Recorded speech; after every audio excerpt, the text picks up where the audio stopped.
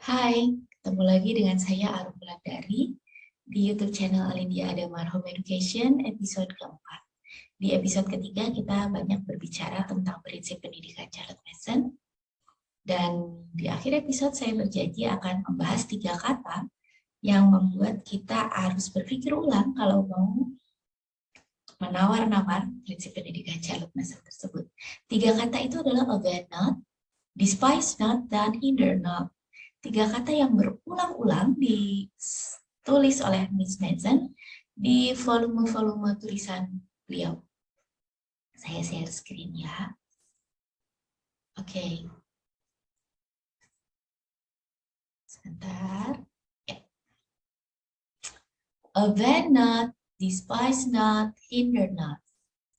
Dasar peringatan ketundukan pada hukum dan penghargaan anak sebagai pribadi. Kita melihat bahwa dari 3 judul ini, kita akan banyak berbicara tentang ketundukan pada hukum dan penghargaan anak sebagai pribadi yang Oke, di bagian awal volume 1, Miss Mason mengatakan, it is sum up in 3 commandments, and all 3 have a negative character, as if the chief thing required of grown-up people is that they should do no sort of injury to the children. Take heed that ye obey not, despise not, hinder not one of these little ones. Jadi disimpulkan dalam 3 perintah dan ketiga perintah ini memiliki karakter yang negatif. Seakan-akan hal utama yang diminta dari orang tua adalah mereka tidak boleh melakukan tindakan yang menyebabkan cedera kepada anak-anak. Ingatlah, perhatikanlah, jangan kamu melanggar anak, merendahkan anak, atau menghalang-halangi salah satu dari anak-anak ini. Dari mana kesimpulan ini berasal? Oke, Miss Mason mengambil kesimpulan ini berdasarkan pada Injil. Pada suatu ketika Isa Al-Masih berkumpul dengan murid-muridnya dan untuk mendengarkan pengajaran, banyak orang dewasa ingin mendengarkan pengajaran dia. Lalu tiba-tiba anak-anak datang ingin mendekat. Orang dewasa menghalang-halangi mereka karena mengganggu mereka untuk mendengarkan. Tetapi Isa Al-Masih berkata, janganlah kamu menghalangi satupun dari anak-anak ini. Kemudian dalam kesempatan yang tidak jauh dari itu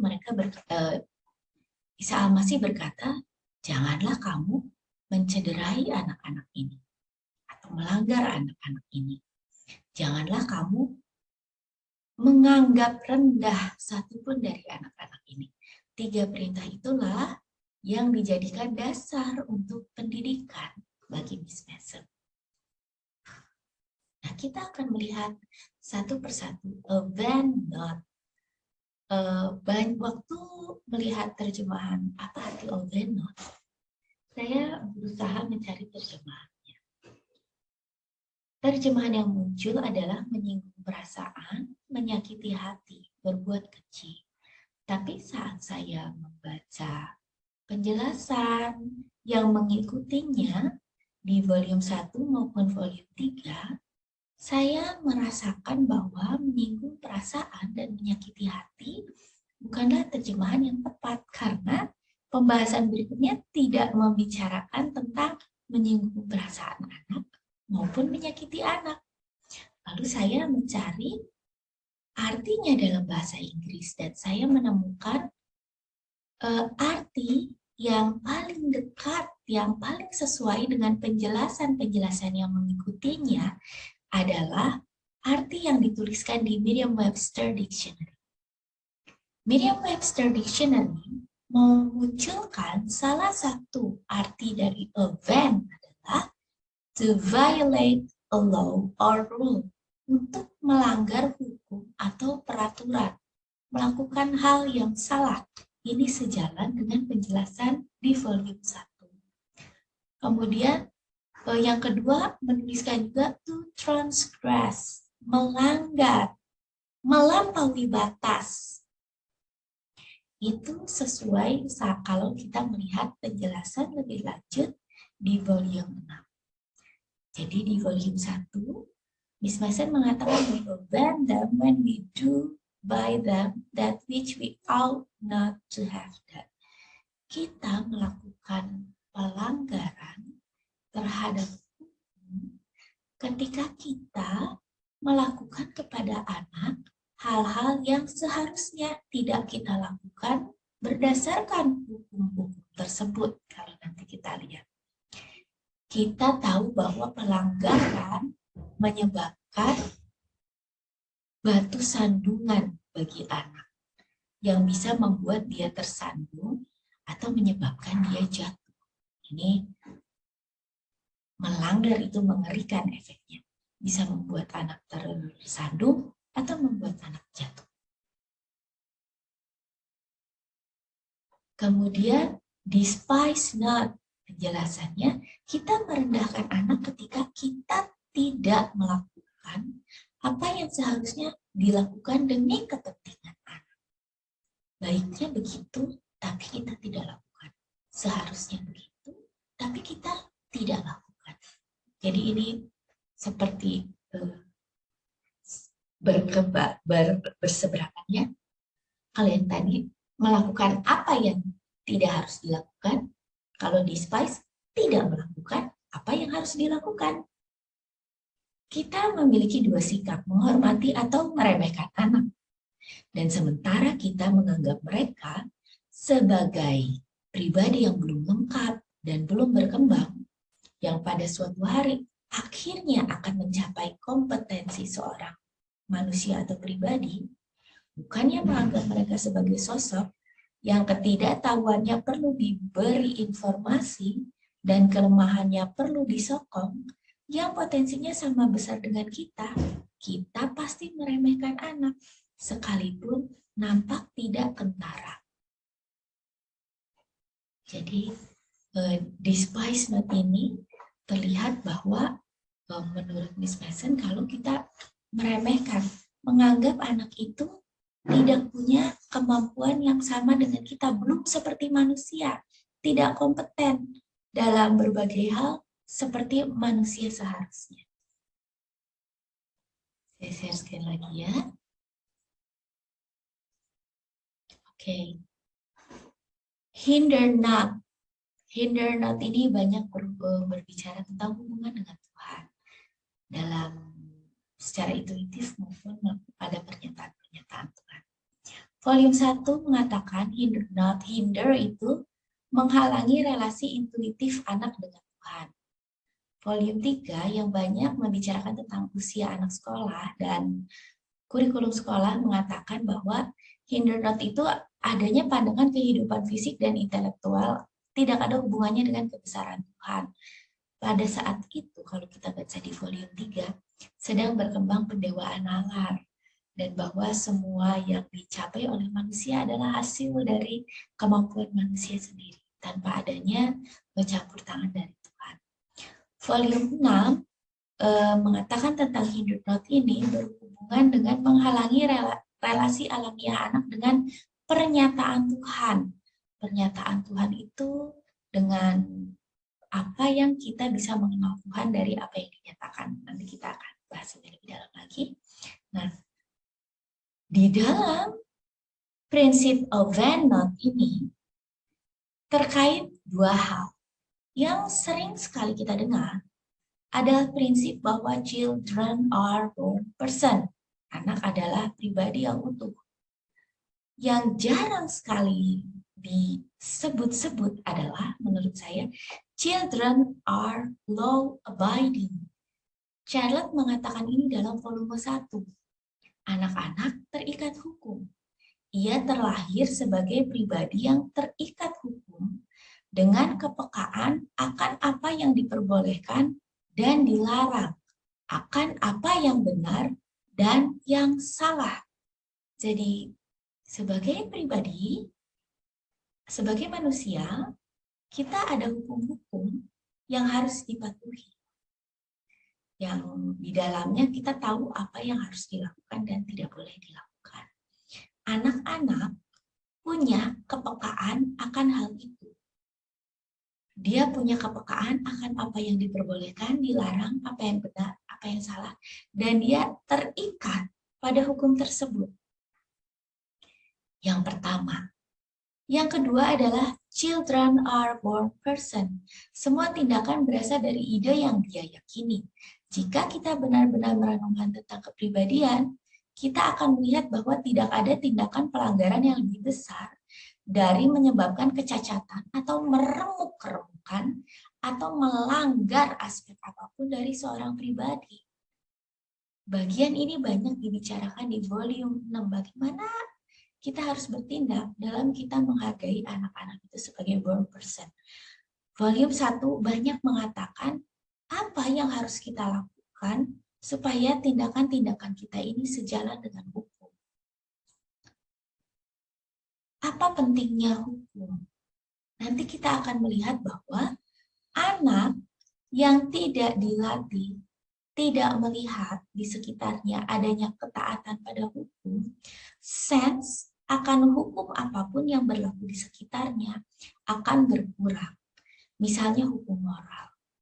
Charlotte menulis, kita sering melihat anak-anak yang dibesarkan dari keluarga yang terhormat tumbuh menjadi orang-orang yang tidak peka akan kehidupan orang lain. Secara moral dia lemah. Bagaimana itu bisa terjadi? CM bilang, by slow degrees, here a little and there a little. As all that is good or bad in character comes to pass. Kepekaan mereka terhadap hukum moral misalnya, dan berarti hukum yang lain, terjadi sedikit demi sedikit. Sedikit pelanggaran di sini, sedikit pelanggaran di situ, dibiarkan berlalu. Sama seperti good, baik karakter baik atau karakter buruk, sedikit melakukan ini, sedikit melakukan itu, lama-lama menjadi bukit. Disitulah sense dia akan hukum akan terus berkurang kalau tidak dilatihkan. Bagaimana untuk memelihara kepekaan mereka terhadap hukum? Mereka harus melihat bahwa orang-orang yang memimpin mereka, yang melatih mereka juga taat hukum. Dia harus melihat orang tuanya, pengajarnya, pengasuhnya taat hukum. Kalau ada peraturan, itu harus diikuti. Mereka harus melihat itu dan hukum-hukum apa saja yang dimaksud dengan Miss Mason. Jadi dalam buku-buku yang beliau tulis, kita bisa melihat ada hukum-hukum yang disebutkan oleh Miss Mason. Pertama adalah hukum fisik. Mengapa hukum fisik ini penting? Karena pendidikan berlangsung di otak. Kemudian ada hukum mental, ada hukum intelektual, ada hukum moral, dan hukum spiritual. Berikutnya saya akan jelaskan secara detail. Mengapa menaati hukum ini penting? Miss Mason mengatakan taat hukum mendatangkan berkat. Kalau kita patuh pada hukum tertentu, kita akan merasakan manfaat dari kepatuhan pada hukum tersebut. Tetapi bila kita melanggar hukum, maka proses pendidikan akan terseok-seok. Karena kita seperti berjalan melawan arus. Dan juga akan menyesatkan anak jika pendidik anak tidak mematuhi hukum fisik, hukum mental, hukum intelektual, hukum moral, dan hukum spiritual. Dia akan menyesatkan anak. Menyesatkan apa? Anak jadi merasa hukum itu bisa dilanggar. Dan anak tumbuh sebagai pribadi yang tersesat. Tidak tahu dia sebenarnya hidupnya harus seperti apa. Jadi event ini berdampak sangat buruk pada kehidupan anak. Kita akan berbicara tentang hukum fisik. Hukum fisik secara spesifik, CM mengatakan bahwa pendidikan itu berlangsung di otak. Kita mau melatih intelektualnya, kita mau melatih moralnya, kita mau melatih mentalnya, itu semua terjadinya di otak. Karena itu kita harus mematuhi hukum-hukum fisik yang berlaku pada otak. Miss Mason mensyaratkan dalam pendidikan yang baik, kondisi otak harus baik. Kondisi otak harus baik berarti kondisi darahnya harus baik. Kondisi organ yang berpengaruh terhadap darah itu harus baik. Karena itu di volume 1, Miss Mason banyak berbicara tentang nutrisi, oksigen, latihan, istirahat, sinar matahari yang cukup, nutrisi apa yang baik bagi anak, bahwa oksigen itu sangat penting, jadi kondisi rumah harus seperti apa, ventilasi harus baik, dan sebagainya. Latihan otak harus cukup, karena itu anak-anak harus setiap hari diajar untuk berpikir, untuk melakukan sesuatu, supaya otaknya terlatih. Dan Miss Mason memberikan contoh-contoh hal-hal keseharian yang bisa dilakukan, yang kita bisa melihat bagaimana otak anak dilatih dalam hal tersebut. Istirahat, bagaimana mengatur kegiatan anak-anak supaya berbagai cara kerja otak dia memiliki waktu untuk bekerja dan memiliki waktu untuk istirahat juga bagian tubuhnya yang lain. Kemudian sinar matahari. Sinar matahari perlu untuk pertumbuhan, untuk kondisi darah yang baik. Karena itu sinar matahari juga harus dijaga. Bagaimana Miss Mason membicarakan tentang bagaimana sinar matahari masuk ke dalam rumah, bagaimana anak harus ada berada di luar rumah dalam waktu yang cukup panjang. Dan yang tidak sebelum saya tuliskan di sini, perspirasi, pakaian anak-anak harus seperti apa supaya perspirasi, pengeluaran keringat dari tubuhnya berjalan lancar, karena itu berhubungan dengan kondisi darahnya yang nanti akan berhubungan juga dengan fungsi tubuh yang lain. Nah, pembahasan seperti ini di volume 1 sering sekali dianggap terlalu teknis, dan kekhawatiran itu juga dirasakan oleh Miss Mason. Orang menganggap pembahasan ini tidak terlalu penting. Dia mengatakan, aku khawatir para pembaca akan berpikir aku membawa mereka terlalu banyak memikirkan urusan fisik, tangga terendah dalam pendidikan. Bisa saja itu disebut tangga terendah, namun sekalipun paling rendah, itu adalah langkah penting yang mendasari langkah-langkah berikutnya. Karena bukanlah berlebihan untuk mengatakan dalam keadaan kita saat ini, kemajuan intelektual, moral, dan spiritual sangat bergantung pada kondisi fisik. Karena itu saat anak-anak masih kecil, volume 1, Miss Mason menulis tentang ini karena di usia anak kecil, kondisi otak yang baik adalah modal yang sangat diperlukan untuk pendidikannya. Jadi, pertimbangan awal orang tua, apa yang harus dilakukan kalau saya mau mendidik anak? Miss Mason berkata, penuhi kebutuhan fisiknya. Ikuti hukum-hukum yang berlaku pada fisik. Ini lagi, ada banyak penyebab, ada banyak batu sandungan yang bisa anak temui. Tapi celakalah mereka yang menaruh batu sandungan itu kepada anak. Jangan sampai anak terjatuh karena kita tidak mematuhi hukum fisik. Alasan mengapa 2 atau 3 syarat kondisi kesehatan otak dijelaskan secara gamblang adalah supaya tidak mungkin orang tua tidak merasa melanggar hukum saat mengabaikannya. Miss Mason hanya berbicara tentang gizi, istirahat, sinar matahari. Dia kenapa cuman itu, dia bilang. Nggak usah banyak-banyak, karena dengan tahu bahwa itu perlu, waktu orang tua tidak memenuhinya, mengabaikannya, supaya orang tua punya rasa bahwa dia sedang melanggar hukum. Kepekaan itu juga perlu dijaga pada orang tua. Hukum mental. Manusia adalah makhluk kebiasaan melakukan apa yang biasa dilakukan. Secara neurologis ya, saya tidak paham banyak, tetapi kita mengetahui bahwa kebiasaan kita membentuk jalur-jalur di dalam otak. Semakin sering sesuatu dilakukan, jalur-jalur di otak akan terbentuk. Bahkan juga mempengaruhi perkembangan fisik kita. Apa yang biasa kita lakukan, tubuh mengetahui bahwa oh, kita memerlukan kemampuan otot yang seperti ini, dan otot jadi berkembang mendukung itu. Dalam buku mental, karena ini Charles Mason memasukkan habit training. Hukum mental adalah orang akan melakukan apa yang biasa dia lakukan. Dalam pendidikan anak kita tahu bahwa kemudian tanggung jawab dia sebagai orang dewasa adalah untuk menentukan dia mau melakukan apa. Mana yang mau dia turuti, keinginan dia atau apa hal yang baik. Disinilah habit training masuk. Jadi habit training bukan sekedar supaya anak taat kepada orang tua, kemudian semuanya berjalan lancar. Bukan berhenti di situ.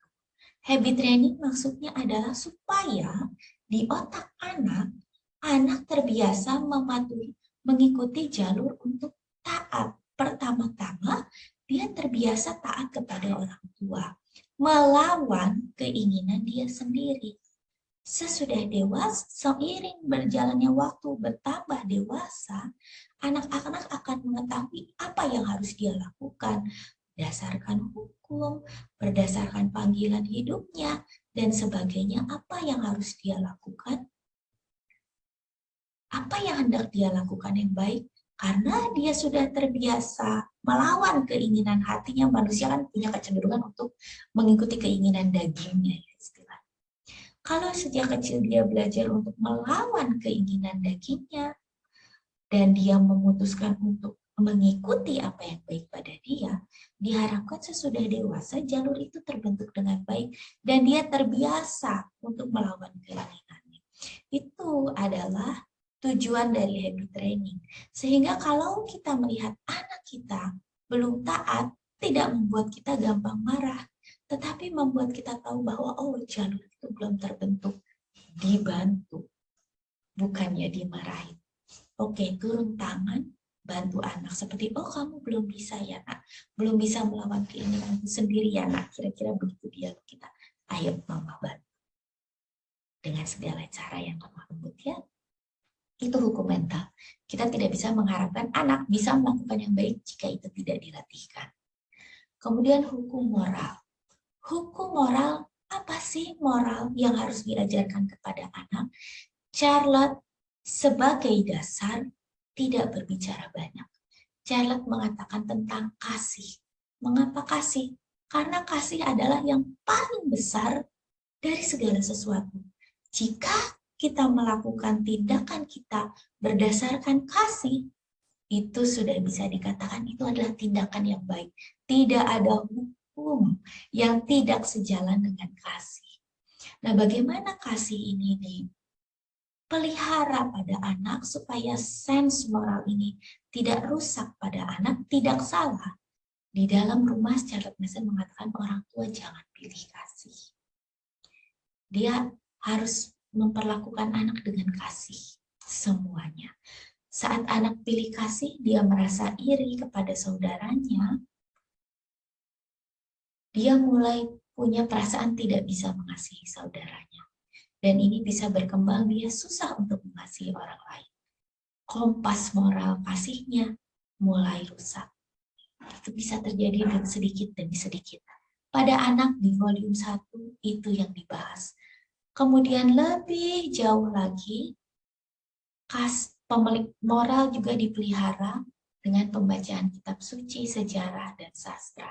Ini sedikit disinggung di volume 1, banyak dibicarakan di volume 2. Bagaimana secara intelektual juga kita belajar untuk menumbuhkan kasih, menumbuhkan hukum moral dengan apa yang kita baca. Kemudian hukum intelektual. Charlotte Mason mengatakan pada masa dia orang-orang menganggap intelektual itu tidak ada hukum-hukum yang membatasinya. Tetapi Miss Mason mengatakan secara intelektual pun manusia punya kecenderungan untuk bergerak ke arah baik maupun bergerak ke arah buruk. Beliau menghubungkannya dengan nalar. Nalar itu bergantung pada ide yang kita yakini. Nalar akan membangun alasan-alasan supaya ide itu valid buat kita. Baik itu ide yang buruk maupun itu ide yang baik. Karena itu, supaya intelektual anak terbekali dengan ide-ide yang baik, perlu sekali untuk menanamkan ide-ide yang baik, baik itu melalui living book, melalui alam, melalui kitab suci dan sebagainya ya. Kemudian hal yang kedua adalah secara intelektual anak memiliki selera akan pengetahuan. Selera akan pengetahuan itu terpelihara karena ada requirement bagaimana selera itu terpelihara, kebutuhan-kebutuhan anaknya seperti apa. Charlotte menyebutkan ini dalam hukum intelektual. Bila persyaratan-persyaratan hukum supaya selera akan pengetahuan ini tidak dipenuhi, maka anak menjadi tidak berselera lagi kepada pengetahuan. Padahal sebetulnya sejak lahir dia punya ketertarikan akan banyak hal. Tetapi karena pendekatannya salah, selera itu bisa mati. Nah, ini bahaya dan kemampuan intelektual anak yang harusnya bisa berkembang di segala bidang menjadi mati. Disinilah di volume 6 CM banyak sekali berbicara tentang hukum intelektual. Despise not. Despise itu berarti meremehkan pengasuhan dan meremehkan pelanggaran. Karena volume 1 banyak berbicara tentang menanamkan hukum apa yang baik pada anak. Maka kalau anak melanggar, kita remehkan, dia masih kecil. Itu berarti kita lagi meremehkan bahwa pelanggaran itu bertumpuk-tumpuk akan menjadi besar dan membuat anak merasa bahwa hukum itu boleh dilanggar. Misalnya, harusnya secara kesehatan, anak-anak itu perlu makan ini, ada yang tidak boleh, jangan banyak gula, tetapi itu dibiarkan oleh orang tua. Maka sesudah dewasa, anak akan menganggap, oh hukum itu bisa dilanggar. Kita lihat anak-anak yang sedang kecil, dibiasakan dengan pola makan yang baik, dengan pilihan-pilihan makanan yang baik. Sesudah dewasa dia akan tidak terlalu suka gula misalnya. Diajarkan bahwa hal-hal tertentu bisa merusak tubuhnya, sesudah dewasa dia punya keyakinan, oh aku nggak usah coba ini, aku nggak usah coba itu. Itu tidak baik. Itu semua ditanamkan dari kecil. Kalau orang tua melanggar, itu bisa berkembang menjadi buruk. Meremehkan potensi, ini banyak dibahas di volume 6. Bagaimana kita meremehkan terutama potensi intelektual mereka. Oke, merendahkan kemampuan intelektual, kita akan banyak berbicara di sini. Kita pasti akan merendahkan anak saat kita masih menganggap mereka sebagai makhluk yang tidak lengkap dan belum berkembang, yang suatu hari akan mencapai kesempurnaan sebagai manusia, bukan sebagai orang yang lemah dan bodoh, yang ketidaktahuannya harus kita beri informasi, dan yang kelemahannya harus kita sokong, bukan pribadi utuh. Potensinya bukannya sebagai pribadi utuh yang potensinya sama besarnya dengan kita. Jika begini, kita tidak bisa berbuat lain selain merendahkan anak-anak. Betapapun baik dan tidak kentaranya kita melakukan pelanggaran. Jadi bagian ini tadi Charlotte mau mengatakan bahwa kalau sebenarnya kita memikirkan bahwa anak itu belum punya kemampuan untuk berpikir, belum punya kemampuan untuk menimbang, belum punya kemampuan untuk mengolah informasi, maka tindakan kita tuh pasti sebenarnya tindakan-tindakan meremehkan anak. Padahal sebenarnya kemampuan anak itu sebesar apa? Di volume 6 Miss Mason menulis ini. Segera setelah dia menguasai kata-kata untuk berkomunikasi dengan kita, seorang anak memperlihatkan kepada kita bahwa dia berpikir dengan kejernihan dan keterus-terangan yang mengejutkan, bahwa dia melihat dengan pengamatan yang teliti, sebuah kemampuan yang telah lama hilang dari kita, bahwa dia bersuka dan bahwa dia berduka dengan intensitas yang tidak lagi kita alami. Bagaimana anak senang sekali ya, bahwa dia mencintai dengan penerimaan dan kesetiaan yang sayangnya tidak mampu lagi kita bagikan. Bagaimana anak tulus sekali mencintai, bagaimana kita berbuat salah pun anak terima aja dengan kita. Kita lihat bahwa mereka punya kapasitas mencintai yang sangat besar. Kapasitas berpikir yang sangat besar.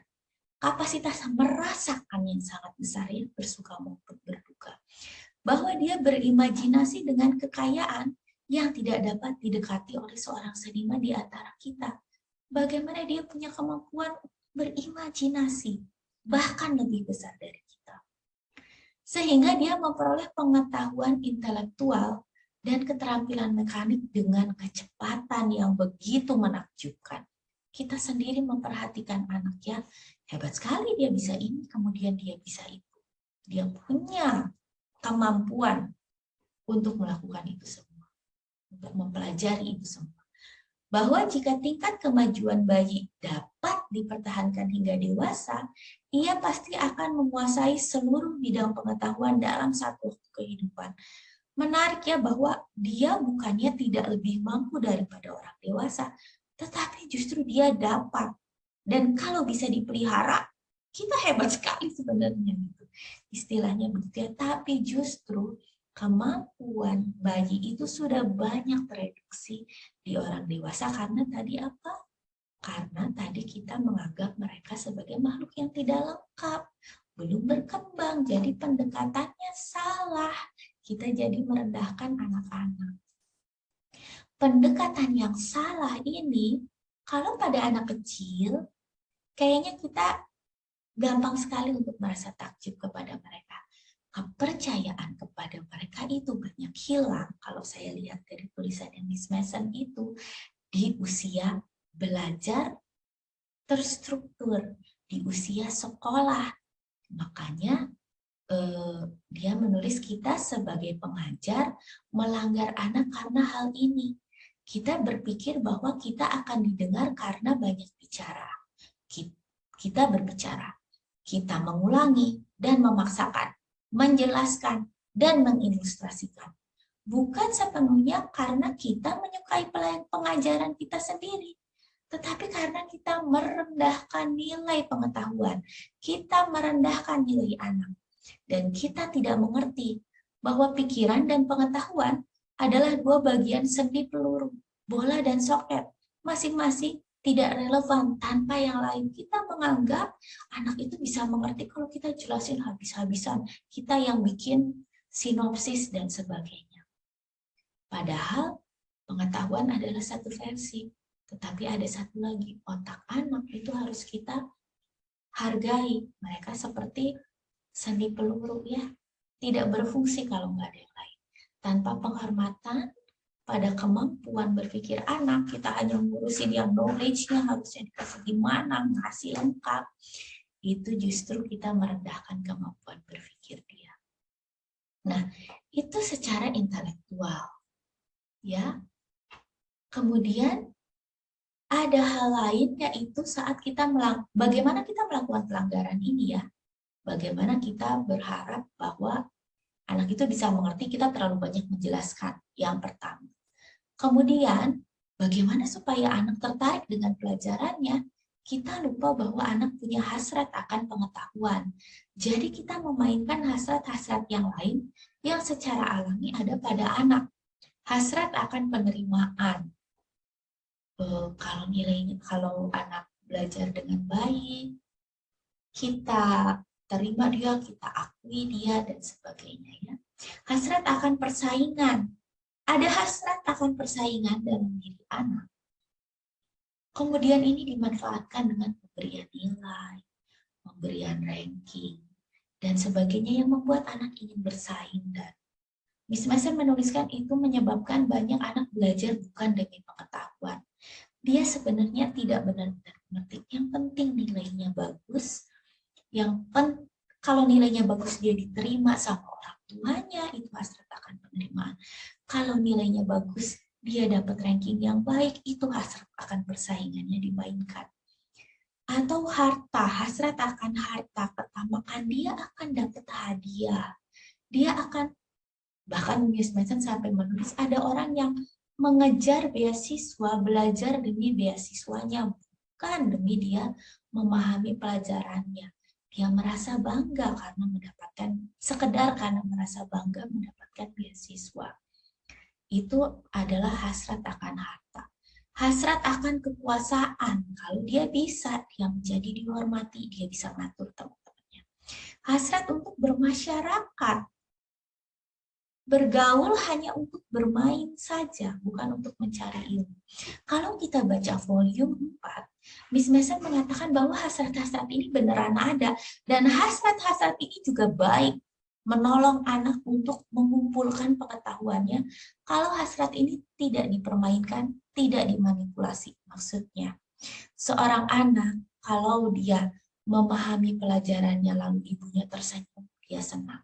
Itu menolong dia untuk terus semangat belajar. Itu harus dipenuhi. Ibunya melihat dia bekerja keras, memahami, itu baik. Tapi tidak boleh berlebih-lebihan. Dia diterima hanya karena nilainya bagus, misalnya. Hasrat akan persaingan itu baik. Di volume 4, Miss Mason mengatakan, kalau dia melihat temannya bisa, dia akan ingin bisa juga. Sebetulnya itu menolong anak untuk mencari pengetahuan lebih banyak lagi. Tetapi bukan untuk berkompetisi secara tidak sehat hanya untuk sekedar menang, tapi mari kita maju bersama-sama memahami hal yang sama, dan itu bagus untuk mendorong anak belajar. Hasrat akan harta, di volume 4 saya mengatakan ada harta intelek, ada harta material, dan ada harta intelektual. Anak manusia punya kesenangan kalau dia tahu banyak. Jadi hasrat akan harta ini baik, tetapi dibatasi. Dia tahu apa dia perlu belajar, ketamakannya akan kesenangan, punya ilmu, tidak membuat dia melupakan tanggung jawab dia yang lain, tidak menyebabkan dia hanya berkutat di satu bidang ilmu, tamak sekali dengan bidang ilmu yang lain, tidak mau belajar bidang ilmu yang lain misalnya. Ini perlu orang tua dan pengajar bantu untuk kelola. Hasrat akan harta, kekayaan intelektual baik sekali, tapi itu tidak boleh berkembang menjadi ketamakan. Kemudian hasrat akan kekuasaan juga baik. Di volume 4 Miss Mason bilang, kalau seorang anak punya niat yang baik, bahwa dia tahu sesudah dewasa, bukan hanya seorang manusia tahu bahwa kalau dia dalam posisi memimpin, dia bisa melakukan banyak hal, dia akan membuat dirinya pantas untuk menjadi pemimpin. Maka dia akan mempelajari hal-hal tersebut. Itu baik. Tetapi kalau hasrat akan kekuasaan ini dimanipulasi, apa istilahnya ya, dieksploitasi, maka dia akan sampai ke puncak pemimpinan dan itu selesai, dia tidak belajar lagi. Dia hanya mencari jalur untuk menjadi penguasa, tidak memikirkan kebaikan orang lain. Hasrat untuk kekuasaan ini harus didasarkan pada keinginan dia untuk bisa memberi kebaikan kepada yang lain. Hasrat untuk bermasyarakat. Kalau sekedar ayo datang bermain, kamu punya teman ke sebuah tempat di mana dia belajar, dia hanya punya teman, dia tidak mempersiapkan dirinya, dia hanya ingin untuk berteman. Tetapi kalau anak melihat bahwa dengan bersosialisasi, dengan dia belajar, bisa bicara dengan siapa saja, itu menambah pengetahuannya, misalnya jangka panjangnya, Miss Mason mengatakan, di kerajaan tuh anak-anak diajari semua. Supaya waktu dia bertemu dengan botanis, dia bisa bicara dengan botanis. Dia berbicara dengan astronomis, dia bisa berbicara dengan astronomis. Karena itu, supaya kehidupan sosialisasi dia memberikan buah yang banyak, anak mereka diberikan pengetahuan di berbagai bidang. Supaya dengan siapapun mereka bertemu, mereka bisa berbicara dengan baik, mereka bisa memahami orang itu. Bahkan cuma punya ide kecil tentang hal terkait bidang tersebut, bisa menolong dia bersosialisasi dengan banyak orang, menghargai banyak orang, berbicara dengan banyak orang. Nah, kalau dimanipulasi hanya untuk anak-anak bersenang-senang, mereka lupa bahwa mereka perlu menambah dirinya akan pengetahuan, dan mereka malah tinggal dalam pergaulan yang hanya memberikan kesenangan. Jadi hasrat-hasrat ini tidak boleh dipermainkan untuk anak-anak mau belajar. Maksudnya tidak boleh dieksploitasi. Ini baik dalam kadar yang baik. Kenapa? Karena Miss Mason mengatakan bahwa dalam children are born person, dia juga punya hasrat akan pengetahuan. Nah, hasrat akan pengetahuan ini harus dipelihara, dan hal-hal untuk memelihara hasrat akan pengetahuan ini sama Miss Mason disebut sebagai intellectual law, hukum intelektual. The mind in fact requires sustenance as does the body in order that it increase and be strong. But because the mind is not to be measured in weight but is spiritual, so its sustenance must be spiritual too, must in fact be ideas in the Platonic sense of images. Hasrat akan pengetahuan ini, mind ini memerlukan gizi, memerlukan makanan, dan makanannya adalah ide-ide. Jadi hukum intelektual yang pertama, hasrat akan pengetahuan akan tetap ada jika dia dikasih makan ide, bukan dikasih makan fakta-fakta saja tanpa ide yang mendukung di belakangnya. Kalau Miss Mason bilang, ide itu apa sih? Secara platonik itu artinya sense of images. Anak bisa menggambarkan di kepalanya, ini maksudnya apa sih? Dia terbayang, kita suka bilangnya, iya, oke, kebayang sama aku. Kalau membaca sesuatu tidak membuat anak bilang, oke, sudah terbayang, oke, I get the big picture, tidak sampai seperti itu berarti ada yang salah. Nah, supaya dia bisa dapat bayangannya, supaya dia bisa dapat gambarnya, maka Miss Mason mengatakan bahwa pengetahuan itu harus disampaikan dalam bentuk literary form. Literary itu dalam bentuk kalimat-kalimat yang bisa menggambarkan sesuatu. Kita menyebutkannya sastrawi. Susunan kalimat yang baik yang menghidupkan ide di benak anak. Karena itu Miss Mason memasukkan untuk ide itu yang baik bagi pendidikan ada living books, bukan textbook yang tidak memberikan gambaran-gambaran ide. Alam, eksperimen, dan berbicara dengan sumber ide secara langsung. Itu yang tadi dibilang hasrat akan bersosialisasi. Dia punya kesempatan untuk berbicara dengan sumber idenya atau mendengarkan sumber idenya. Zamannya Miss Mason itu living books. Zaman kita di TEDx juga misalnya ya. Banyak pemilik ide berbicara dengan langsung. Orang tua jangan membatasi dengan, kalau orang bilang Darwin atau Wallace menulis buku. Wallace berbicara dalam bukunya, anak-anak sebenarnya bisa baca, tetapi guru berdiri di tengah dan bilang, Wallace itu bilang begini loh, sudah dengan pengertian gurunya. Padahal Wallace-nya ada di depan dia, ngeselin banget ya buat anak ya istilahnya. Aku bisa bicara langsung nih sama orangnya. Kenapa menghalangi? Kira-kira seperti itu. Nah itu bisa mematikan hasrat dia akan pengetahuan. Karena itu masuklah konsep living books. Pergi ke alam, eksperimen karena dia bisa melihat ide-idenya secara langsung dan berbicara dengan sumber idenya. Kemudian hukum intelektual yang ketiga tadi harus berupa ide, disampaikan dengan bahasa yang sastrawi, kemudian ramuan yang lain yang dianggap sebagai penyebab kelesuan mental adalah kita pengajar berbangga terus-menerus berkutat di satu hal sampai kita menganggap anak sudah tahu. Hal yang monoton itu mematikan, topiknya itu terus yang dibahas, tidak berkembang ke topik yang lain, itu monoton, mematikan. Kita harus menyadari bahwa secara intelektual, anak melakukan proses memamah biak, mengolah berkali-kali. Mereka tidak bisa terus-menerus berkutat dalam satu hal tanpa mengalami efek mematikan, efek melumpuhkan.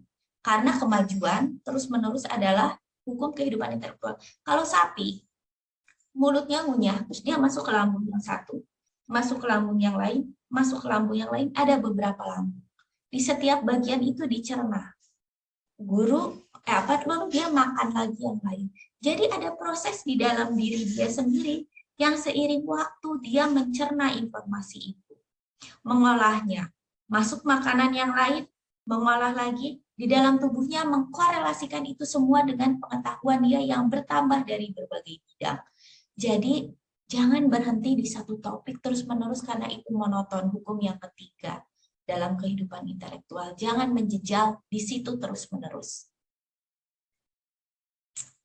Ide disampaikan secara sastrawi dan harus maju terus.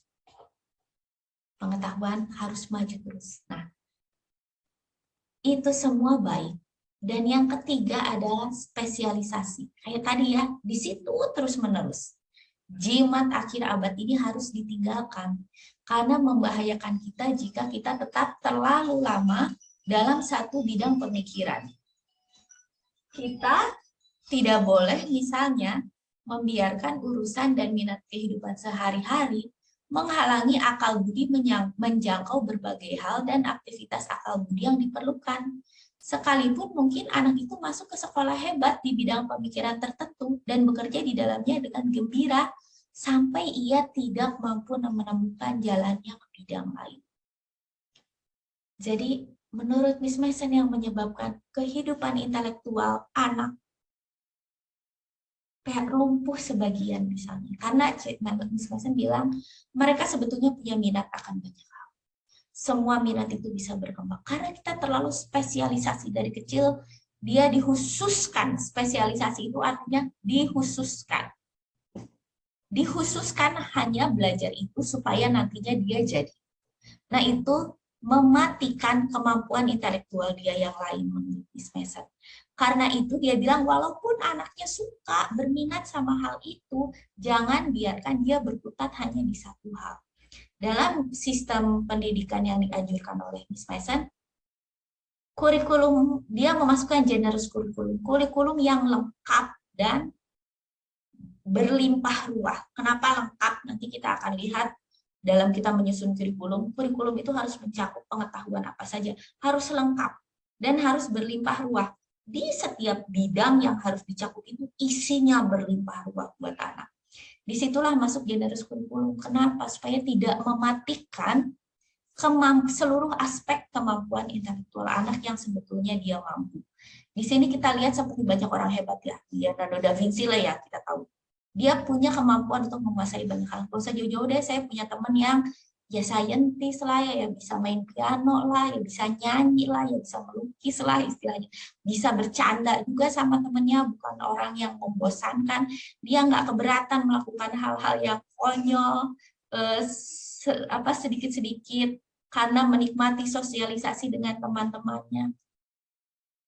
Secara intelektual dia bisa melakukan banyak hal, tetapi spesialisasi mematikan itu. Masuklah generous kurikulum. Jadi ada 4 ya tadi. Harus berupa ide, literary, harus maju terus, dan harus beragam, harus lengkap, dan harus kaya, tidak harus berlimpah ruah. Nah itu secara intelektual. Banyak hal lain yang merupakan bagian dari anak sebagai born person. Nah ini dibahas di volume 4. Kita tidak boleh trespass, tidak boleh melanggar hak anak. Ada hak-hak yang dia harus diberi kebebasan. Kebebasan bermain, kebebasan dalam membuat tugas pelajaran mereka. Mereka mau bikinnya seperti apa, kemudian kalau bekerja kelompok, mereka mau mengambil peran yang mana, itu sebaiknya ditentukan oleh anak-anak sendiri, bukan oleh pengajar. Kebebasan membuat keputusan, dia merasakan keberhasilan dan kegagalan, dari situ dia belajar akal budinya berkembang. Kebebasan dalam memilih teman, kebebasan mengelola uang. Anak harus bebas membentuk opini mereka, nggak dicekokin. Menurut agama harus begini, ayo kamu harus begini, nggak dicekokin. Mereka harus bebas membentuk opini mereka. Dan mereka harus diberi kebebasan untuk bertindak spontan. Teman-teman kalau baca ini di volume 3 ini menarik sekali. Kesannya seperti teknis, biarkan dia bermain, biarkan waktu tugas kelompok pilih mereka sendiri-sendiri, terus biarin memilih teman uang sakunya gimana. Tetapi sebetulnya ini esensial menurut saya. Kenapa? Kalau kita lihat lebih dalam lagi, ini sebetulnya hak-hak manusia yang kita juga sebagai orang dewasa ingin ini dihormati. Kita ingin belajar bermain, kayak dalam pekerjaan kita bermainkan peraturannya apa nih yang baik, harus seperti apa dalam permainan anak sehari-hari itu berlaku. Kita nggak suka diatur dalam bagaimana kita mengelola sesuatu bersama orang-orang di sekitar kita. Kita ingin mencari formula yang terbaik sendiri istilahnya. Nah itulah kebebasan dalam bermain, anak akan menemukan kemampuan itu. Kita tidak suka memilih pekerjaan kita ditentukan, kamu kerjanya harus ini. Kita punya kebebasan untuk bertahan dalam pekerjaan itu atau memilih pekerjaan yang lain. Kira-kira seperti itu ya. Itu yang kita hargai dari anak. Kita nggak suka keputusan kita didikte sama orang lain. Kita nggak suka ditentukan, kamu nggak boleh berteman sama si ini. Anak-anak juga. Itu hak mereka sebagai manusia. Kita nggak suka secara finansial, orang ada yang turut campur masalah pengelolaan, nasihat boleh. Tapi menentukan keputusan secara finansial, uang ini harus kita apakan, itu hak kita, kita merasa. Keuangan keluarga, jangan ada pihak lain yang campur. Itu juga ada pada anak. Kita harus bebas menentukan opini mereka. Kita nggak suka didikte, kita juga punya opini. Dan spontan. Kita mau bertindak dengan spontan. Dari semuanya ini, anak-anak bertumbuh sebagai pribadi yang utuh juga. Menarik, ini dibahas di volume 3, tidak dibahas di volume yang lain. Mengapa? Karena dari fase anak, yang kita menerapkan nilai-nilai, di masa preteens, di masa teenager inilah ini bermain dengan sangat kuat untuk membentuk pribadi anak. Menarik ya. Ada pendekatan khusus di volume 3 yang kemudian tidak dibahas di volume 6. Yang bukan sekedar teknis, tapi ini prinsip sebagai manusia kita memiliki hati. Nah, hukum spiritual. Seperti bunga matahari mencari dan mengarah pada matahari, demikianlah anak pada Tuhan. Anak memiliki naluri untuk tunduk pada otoritas tertinggi. Tuhan bukan bagian yang terpisah dari berbagai aspek kehidupan anak. Bagian ini dibicarakan di volume 1. Pendekatan hinder not di volume 1 dan di volume 6 serta volume 3 berbeda secara tulis. Intinya sama, kita jangan menghalang-halang. Pada anak kecil, sense mereka akan Tuhan, mereka punya secara intuisi. Tadi seperti bunga yang mengarah kepada matahari. Mereka senang mengenal Tuhan. Mereka senang datang kepada Tuhan. Mereka punya perasaan kerinduan akan Tuhan seperti anak rindu pada orang tuanya. Tetapi kerinduan itu bisa hilang. Secara intuitif mereka tidak bisa datang kalau menurut CM, orang tua memperkenalkan Tuhan sebagai Tuhan yang pemurka. Siapa yang mau datang ke rumah orang yang pemarah? Anak kita lebih senang datang kepada orang yang penuh kasih. Jadi di volume 1, CM mengatakan jangan menghalang-halangi anak datang kepada Tuhan dengan memperkenalkan Tuhan yang pemurka. Perkenalkanlah Tuhan yang maha pengasih dan maha penyayang. Itu memelihara kerinduan intuitif mereka. Doa yang panjang dan kering juga mematikan. Berdebat tentang doktrin itu juga membuat mereka nggak suka. Kenapa Tuhan menyebabkan perpecahan? Atau orang tua lebih mengutamakan hal lain dalam kehidupan sehari-hari. Misalnya ketahuan banget orang tua lebih mengutamakan harta misalnya. Itu secara intuitif menghalangi mereka. Di volume 3 tentang kehidupan sekolah, karena ada paham nalar tadi menjadi dewa, sehingga menganggap bahwa apa pencapaian manusia ini gak ada hubungannya sama Tuhan. Charlotte Mason menulis, kesalehan kita, kebajikan kita, aktivitas intelektual kita, dan mari kita tambahkan fisik kita, semuanya diberi makan dari sumber yang sama. Tuhan sendiri, semuanya diilhami oleh roh yang sama, roh Allah. Pada masa CM sampai sekarang ada pemisahan antara kehidupan intelektual dengan kehidupan spiritual, menganggap bahwa itu semua bukan hikmat yang diberikan Tuhan kepada manusia. Nah, CM memfokuskan ini di volume 3 supaya pendidik melihat bahwa apa yang ada di dunia ini, hikmat manusia itu semuanya diilhami oleh Tuhan, oleh roh Allah. Itu sesuatu yang diizinkan Tuhan untuk tersingkap bagi manusia.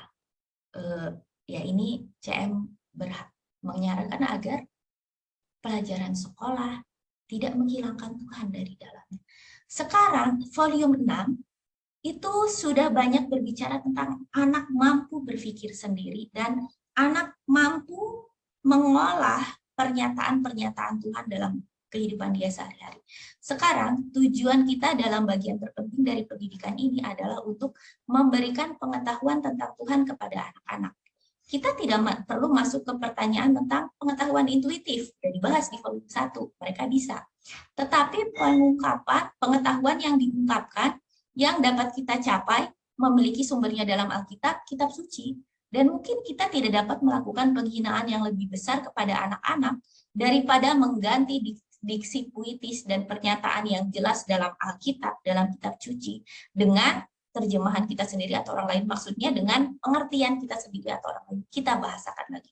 Jadi di volume 6, CM mengatakan dalam membawa anak mengenal Tuhan, kasih langsung kitab sucinya kepada anak. Jangan kasih versi abridged, istilahnya ya. Jangan kasih pengertian-pengertian orang lain sebagai makanan utama dia. Makanan utama dia, biarkan anak baca langsung kitab sucinya, berbicara langsung dengan Tuhan, mendengar langsung firman Tuhan. Terjadi komunikasi yang baik.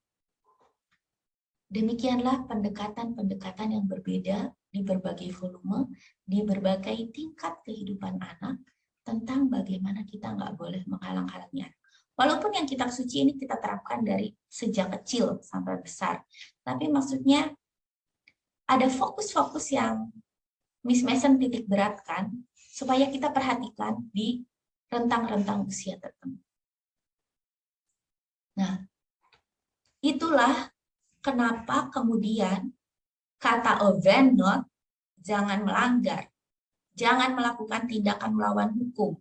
Kata despise not, jangan meremehkan anak. Kata hinder not, jangan menghalang-halangi anak. Itu menjadi 3 kata yang sangat penting dalam prinsip pendidikan Charlotte Mason. Kalau kita melanggar hukum kesehatan, kita harus ingat, aku menaruh stumbling block buat anak. Bukan hanya dia bisa sakit, tetapi sudah besar dia punya pemahaman bahwa hukum kesehatan itu bisa dilanggar. Sama, hukum moral itu kalau aku orang tua sebagai orang tua tidak memberikan teladan yang baik, mengajarkan yang baik, anak punya perasaan bahwa moral itu boleh dilanggar. Kalau mental tidak dilatihkan, anak boleh menganggap bahwa mengikuti keinginan diri sendiri. Will itu boleh dilanggar. Kemudian intelektual, kalau kita pendekatannya salah, anak akan menganggap bahwa belajar ilmu pengetahuan itu bukan sesuatu yang penting. Kita lihat bahwa pelanggaran-pelanggaran pada hukum ini benar-benar bisa menyebabkan stumbling block, kejatuhan pada kehidupan anak. Karena sense of law-nya, kepekaan terhadap hukumnya, terdegradasi sedikit demi sedikit. Kemudian dalam proses belajar, maka masuklah hal-hal ini. Sumbernya harus ide-ide yang sehat, yang baik. Habit training harus dilatihkan untuk mental, generous curriculum karena secara intelektual. Satu hal saja, mematikan potensi intelektual dia secara keseluruhan. Living book, karena ide itu sesuatu yang bisa digambarkan oleh anak dan melibatkan Tuhan dalam segala hal. Miss Mason mengatakan taat hukum mendatangkan berkat.